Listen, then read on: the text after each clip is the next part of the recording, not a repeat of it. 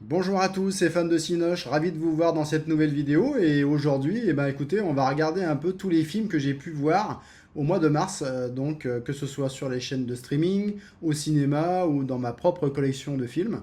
Donc écoutez, on va regarder ça ensemble, il y a un petit peu de tout, il y a de la série B, il y a des grands classiques. Voilà, moi j'ai des goûts qui sont très hétéroclites, donc vous allez voir. Et puis écoutez, on va en parler ensemble et puis j'espère vous donner l'envie de voir un ou deux films parmi cette sélection. Donc écoutez, si vous êtes prêts, et ben c'est parti, on y va. Go!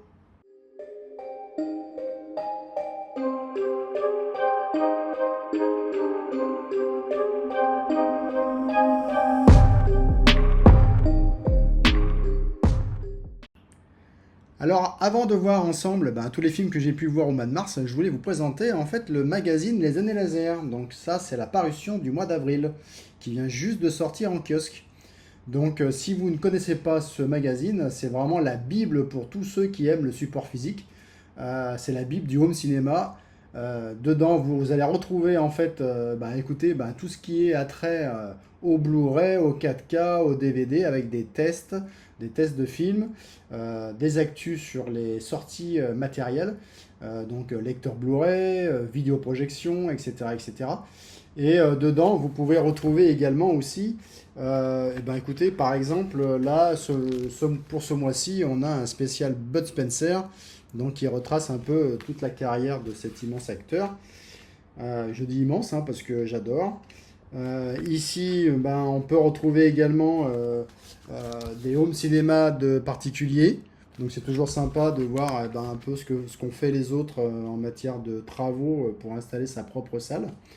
On a également tout ce qui est test matériel, que ce soit des amplis, des baffes, des lecteurs Blu-ray, etc.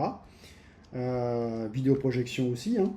Et aussi, on a également de l'actu sur un peu ce qui sort en matière de steelbook, en matière de Blu-ray, les futures éditions qui vont arriver. On a même un calendrier, là, effectivement, là, c'est le calendrier des DVD Zone 2. Mais vous avez aussi le calendrier des Blu-ray, des 4K. Vous avez même une section import pour ce magazine. Là, par exemple, voilà, vous avez une petite section import avec les quelques Blu-ray d'import marquants pour ce mois-ci ou pour les mois à venir. Voilà, en tout cas, c'est un magazine que je vous conseille. D'ailleurs, vous pouvez voir en couverture, on a notre cher Charlton Heston pour la restauration du film Ben-Hur. Et oui, Ben-Hur vient de ressortir en 4K dans une édition magnifique, avec une image, une restauration incroyable, à la hauteur de ce qui avait été fait déjà pour le film Lawrence d'Arabie avec Peter O'Toole, que moi j'avais trouvé mais extraordinaire, franchement. Hâte de découvrir ce fameux Ben-Hur. Et la couverture du magazine est vraiment splendide, donc bravo à eux.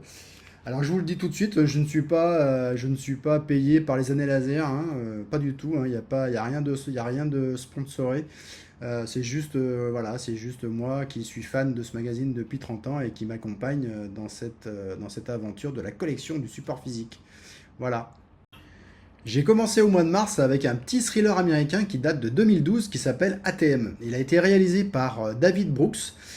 En tant qu'acteurs principaux, on retrouve Brian Gerarty, qu'on a pu voir entre autres dans le rôle du copilote dans le film Flight avec Denzel Washington. Voilà, c'est dans ce film-là que je l'avais découvert. Dans ATM, on retrouve également une actrice qui s'appelle Alice Eve. Alors cette actrice, je ne la connaissais pas. Je sais qu'elle avait fait, entre autres, parce qu'elle a fait pas mal de petits films, mais celui qui est à la rigueur le plus marquant, c'est Star Trek Into the Darkness. Voilà. En tout cas, voilà, c'est pas une actrice que je connaissais beaucoup.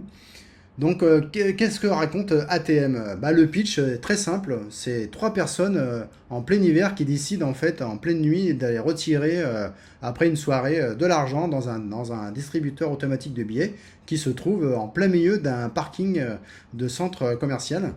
Ils vont rentrer à l'intérieur et ils vont se retrouver bloqués en fait par un tueur fou qui va rôder tout autour et qui va les empêcher en fait de sortir et qui veut absolument bien sûr les tuer un par un. Le froid dans ce film est vraiment utilisé d'une manière très spéciale.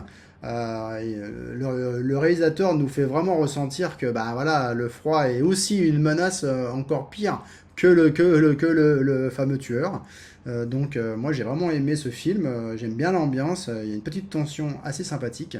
Et puis en plus, le tueur, eh ben, pour moi, il ressemble un petit peu au tueur du film Urban Legend, car en fait, il a une espèce de manteau à capuche moumoute, dont on voit pas le visage, donc c'est ce qui renforce un peu le côté un petit peu terreur.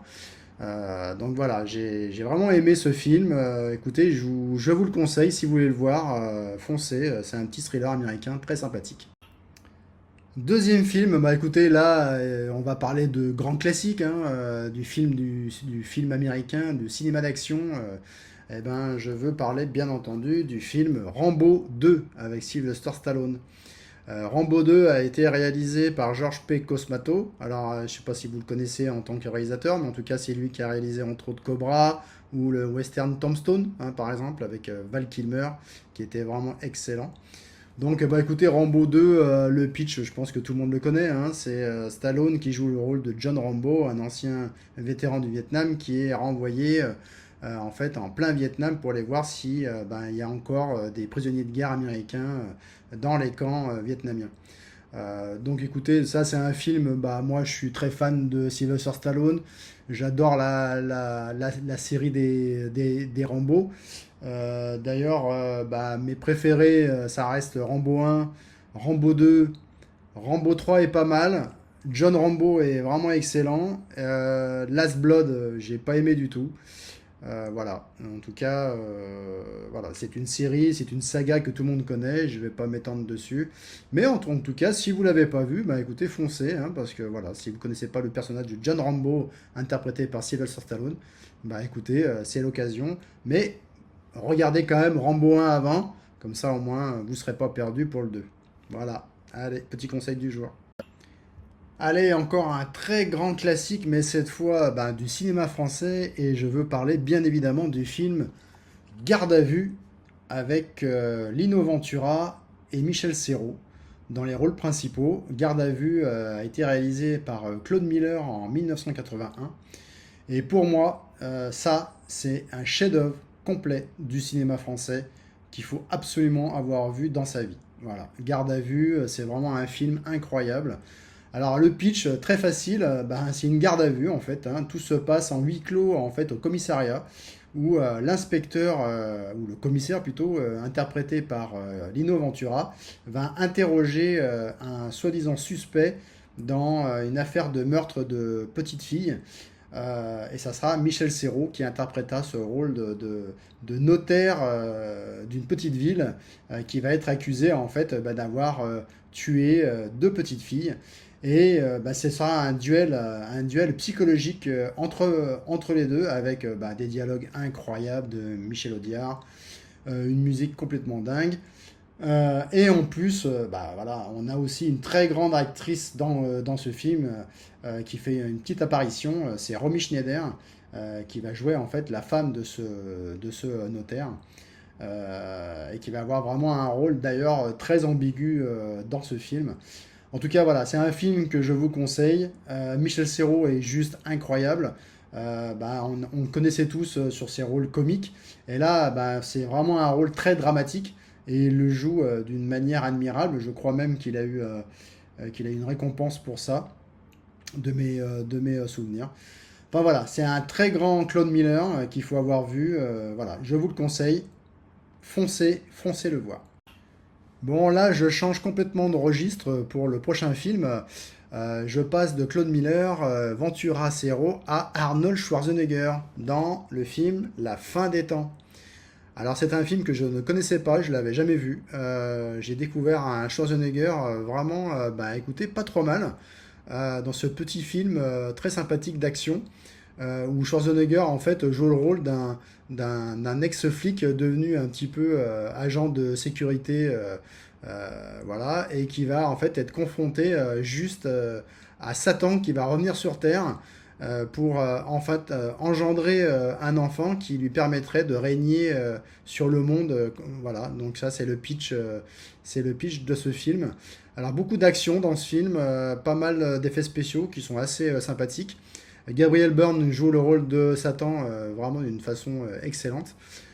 Et Schwarzenegger, eh ben, écoutez, se défend pas mal dans ce film. Alors, c'est pas son meilleur, on est bien d'accord, hein, on est loin de Terminator, Predator, etc., ou même du rôle de Conan. Mais franchement, ben, écoutez, c'est un petit Schwarzenegger à voir si vous l'avez pas vu. Voilà, vraiment excellent. Là, vous avez Gabriel Byrne qui fait Satan, donc vraiment très très fort. Très bonne interprétation. Voilà. Donc je vous conseille ce petit film d'action, très sympathique.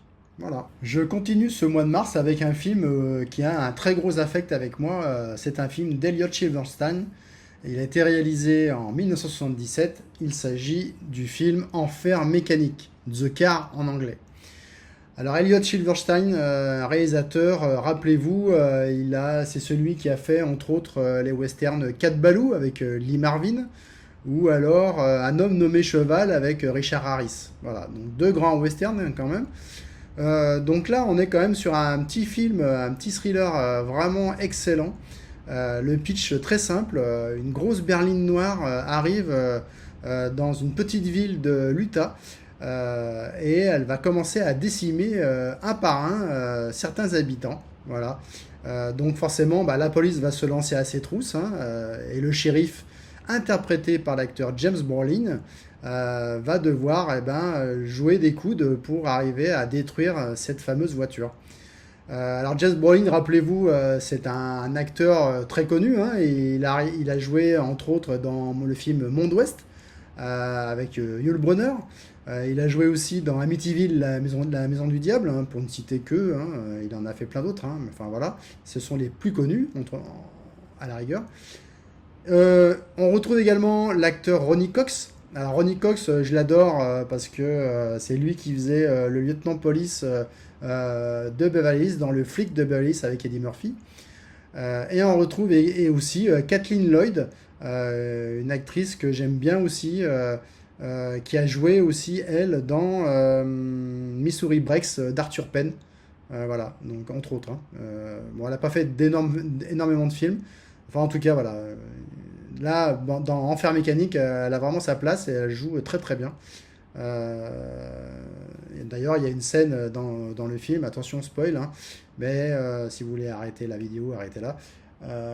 Il y a une scène où, rappelez-vous, si ceux qui l'ont vu, qui est complètement traumatisante, où la voiture traverse la maison de Kathleen Lloyd de part en part en la tuant. Donc voilà, j'adore ce film, très gros affect pour ce film, je le regarde au moins 1 à 2 fois par an. Donc écoutez, si vous ne l'avez pas vu, foncez. Il n'y a pas de sang, il n'y a pas de trucs comme ça, c'est vraiment une ambiance. La voiture est monstrueuse. Quand elle tue quelqu'un, il y a une sorte de klaxon qui se met en branle, qui est horrible, quoi. Enfin bon, c'est un film qui nous marque, même si le titre paraît en lui-même être un petit peu une vieille série B toute naze.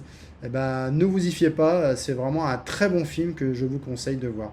Voilà. Film suivant, ou plutôt je dirais téléfilm britannique en 2 épisodes réalisé par David Weeks. Il s'agit de Jack l'Éventreur, Jack the Ripper. Alors, c'est un film interprété entre autres par l'immense acteur que j'adore aussi, Michael Caine, qui joue le rôle de l'inspecteur Aberline de Scotland Yard, qui va évidemment enquêter sur les fameux meurtres de Whitechapel de Jack l'Éventreur dans un Londres victorien de 1888. Alors là, je vous le dis tout net, c'est le meilleur film sur Jack l'Éventreur, pour moi en tout cas. Il faut l'avoir vu au moins une fois dans sa vie. Donc le téléfilm est en 2 parties. Ça dure à peu près environ 3 heures.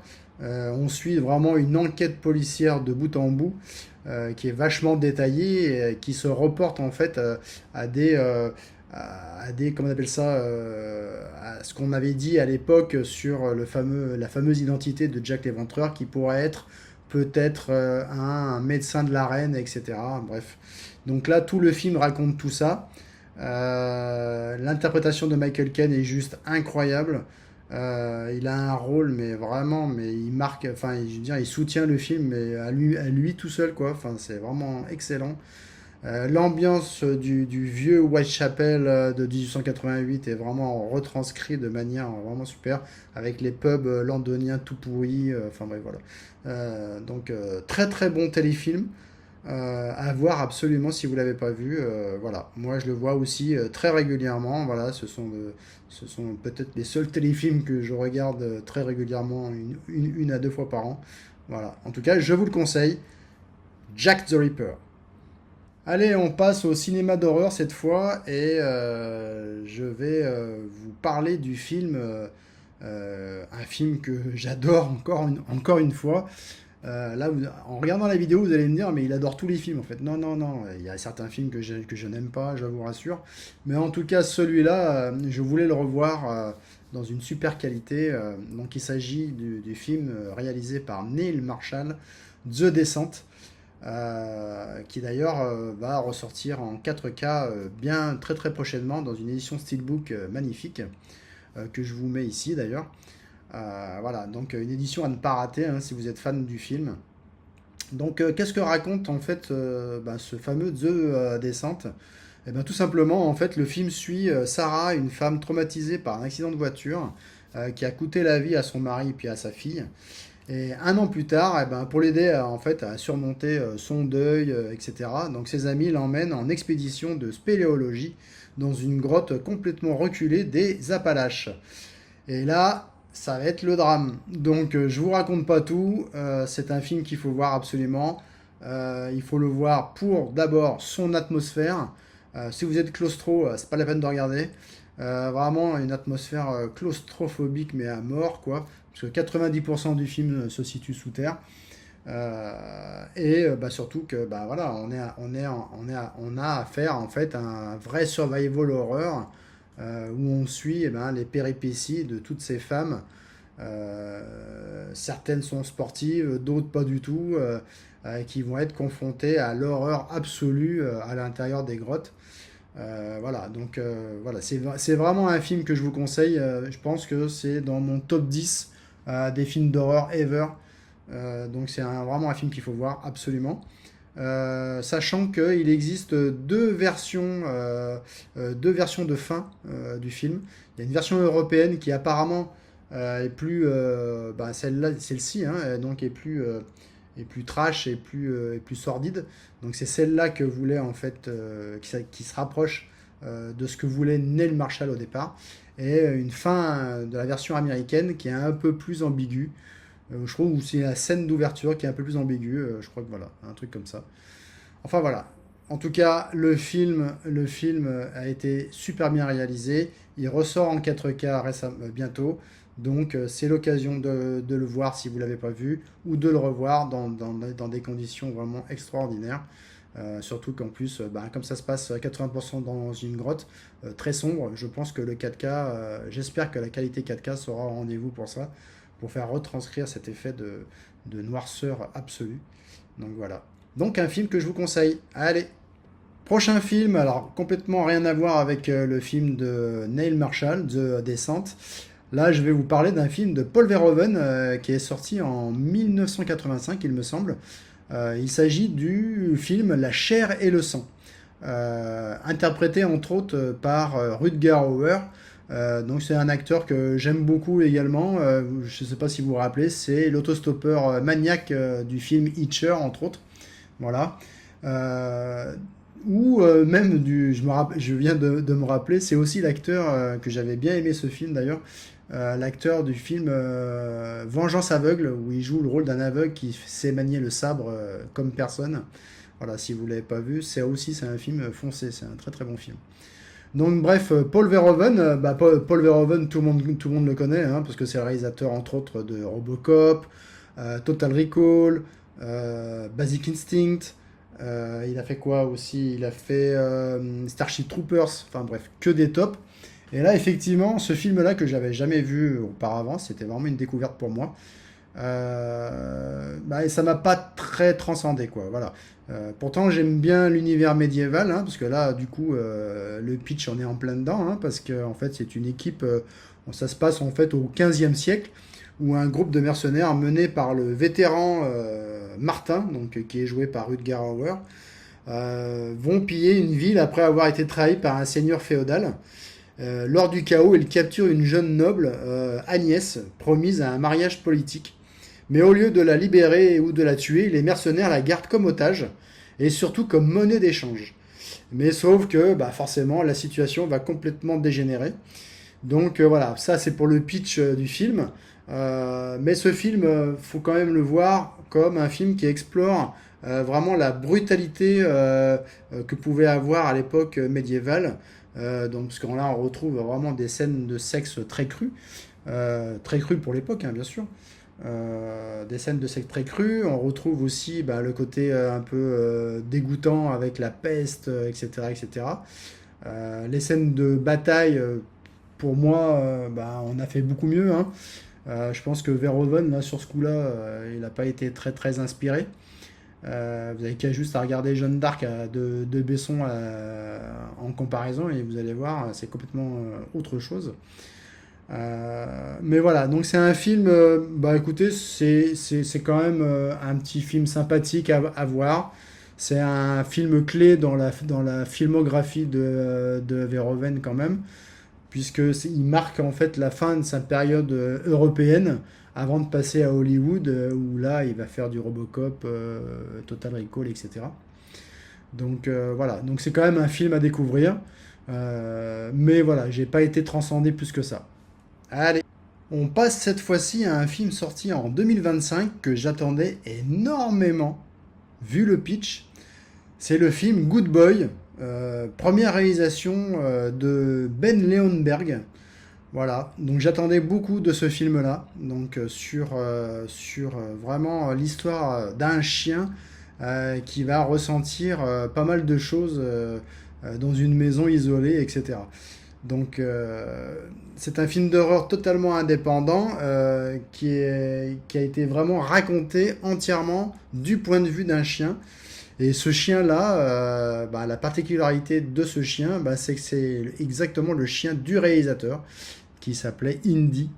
Et d'ailleurs qui mérite carrément un Oscar pour ce film, hein, parce que vraiment il joue très très très bien. Donc ça raconte quoi en fait Good Boy? Bah, très simplement, en fait on suit un chien qui s'appelle Indy avec son maître Todd qui vont s'installer dans une vieille maison isolée. Et le chien va commencer à apercevoir des présences invisibles, des phénomènes étranges que personne ne voit, sauf lui. Son maître va tomber malade et semble complètement contrôlé ou affecté par quelque chose, on ne sait pas. Indy essaye de le protéger sans que les humains comprennent vraiment ce qu'il voit. Voilà, ça c'était vraiment le pitch du film. Et la particularité de ce film-là, c'est que vraiment, il est filmé du point de vue du chien. On dirait c'est vraiment l'œil du chien qu'on filme, comme si on filmait l'œil du chien pour voir ce qu'il voit, ce qu'il ressent, etc. La peur, etc. Donc voilà, le film a été très compliqué à réaliser apparemment, parce qu'il a été fait sur plusieurs années, hein. Il y avait une ou deux prises par jour maximum, hein, donc tout dépendait du chien en fait. Donc voilà, mais mis à part tout ça, l'idée, franchement, l'idée de base était vraiment très bonne, mais bah, j'ai pas aimé le film, quoi. Voilà, c'est le film, il y a rien, il y a absolument rien, mais aucune tension, rien, rien, rien. Je m'attendais vraiment pas à ça. J'ai été déçu, mais totalement, quoi. En fait, j'ai regardé le film, j'ai failli l'arrêter, mais en fait, j'ai regardé le film uniquement pour le chien, parce que voilà, ça valait le coup, au moins de regarder le film pour le chien, car il a réalisé une performance d'acteur incroyable. Donc, si vous êtes intéressé, ben, allez-y, hein. Si vous aimez les chiens, regardez Good Boy. Mais autrement, ben, passez votre chemin. Je continue cette liste avec un film que j'attendais vraiment tout particulièrement. Donc, il s'agit du film Send Help de Sam Raimi. Alors, Sam Raimi, c'est un réalisateur que j'adore. Forcément, vous le connaissez, puisque c'est le papa de la saga des Evil Dead, ainsi que la saga des Spider-Man avec Tobey Maguire. Et aussi du petit film horrifique sur les sorcières jusqu'en enfer que je vous conseille de voir parce qu'il est vraiment totalement terrifiant. Donc j'étais trop content de revoir Sam Raimi à la réal et j'étais impatient de regarder ce film. Donc qu'est-ce que ça raconte ce Sound Help? Eh ben en fait ça raconte l'histoire de deux personnes, deux employés, enfin surtout une employée et son patron. Une employée qui est complètement sous-estimée au sein de cette société et le patron qui est complètement arrogant et qui la harcèle un petit peu. Et ben tous les deux vont se retrouver en fait après un crash d'avion isolés complètement sur une île déserte. Et là du coup les rôles vont s'inverser. Le patron va avoir besoin de cette femme qui a des particularités, en fait, qui a des connaissances énormes en survival. Et je vous raconte pas la suite parce que ça va complètement vous spoiler. Mais en tout cas, le film est bourré de twists, de scènes complètement trash, etc. Mais on sent quand même que Sam Raimi a été un petit peu freiné, je pense. Car voilà, c'est pas l'un des meilleurs films qu'il a fait, loin de là. Mais franchement, si vous voulez passer un bon petit moment d'un thriller d'action horreur, voilà, un petit peu tout mélangé avec des twists incroyables, ben voilà, je vous recommande ce film, il faut le voir. Allez, on poursuit avec un film sorti en 1981 qui s'appelle Incubus. Ah voilà, c'était un film que je voulais voir absolument depuis très très très longtemps. L'affiche était vraiment superbe à l'époque et qui donnait vraiment envie de voir le film. Donc je me suis dit, allez, il faut que je le voie. Donc je me suis maté ce fameux Incubus. Mais qu'est-ce que ça raconte ce Incubus? Eh ben, ça raconte l'histoire d'un médecin, Sam Cordell, dans la petite communauté de Galen, qui va être confronté avec le shérif local brusquement une série de meurtres étranges au cours desquels toutes les femmes meurent d'un traumatisme très violent. Voilà. Donc, et au milieu de tout ça, il y a un jeune garçon qui réalise des cauchemars et qui pense être en fait le responsable de ce massacre. Voilà le pitch. Voilà. Donc c'est un film que je voulais découvrir absolument, qui est réalisé par John Hughes, auquel on doit un film comme Larry le Dingue, Marie Lagarde, que je vous conseille de voir aussi. Très très bon film d'action avec plein de courses de voitures, interprété par Peter Fonda entre autres. Et donc du coup, voilà, je voulais voir ce film depuis longtemps et j'ai été complètement déçu. Voilà, donc c'est un film complètement bordélique, le scénario incompréhensible. Les scènes de meurtre sont assez violentes, effectivement. Mais voilà quoi, ça a ni queue ni tête. Le film a très mal vieilli, je pense. Et on a un John Cassavetes en plein milieu qui essaye de ramer tout ce qu'il peut pour essayer de jouer à peu près correctement. Mais bon, voilà. Donc, ce fameux Incubus, voilà, c'est un film que je ne vous recommande pas. Passez votre chemin à moins que vous voulez absolument découvrir ce film qui était quand même une petite curiosité à l'époque. Mais bon, voilà, je ne vous le conseille pas et je vous dis, passez votre chemin. Voilà, cette vidéo est maintenant terminée. J'espère que d'avoir vu tous ces films-là, ça va vous donner envie d'en voir un ou deux. En tout cas, dites-le moi en commentaire si ce format-là vous intéresse ou pas. Comme ça, je continuerai à le faire. Et maintenant, petite surprise pour vous. J'ai filmé, puisque j'habite à La Réunion, j'ai filmé un petit sunset sur l'océan Indien de la plage des Roches Noires, pour ceux qui connaissent La Réunion. Voilà. Donc je vous laisse avec ce petit plaisir-là, et je vous dis, on se retrouve sur une prochaine vidéo. Allez, à plus!